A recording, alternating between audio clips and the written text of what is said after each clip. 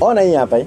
Juzi nilikuwa niko kwenye mtandao mmoja wa kijamii, nikaona kuna mtu anatengeneza content na content yake eti anatafuta video za my best friend ambao walivyokisiana kwa mara ya kwanza.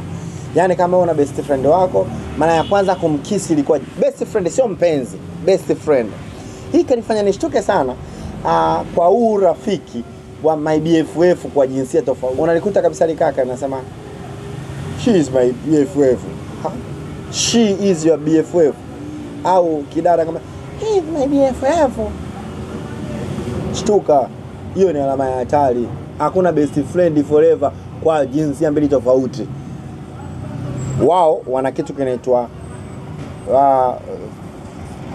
friend for benefits. Friend for benefits. Kuna kitu wana benefitiana.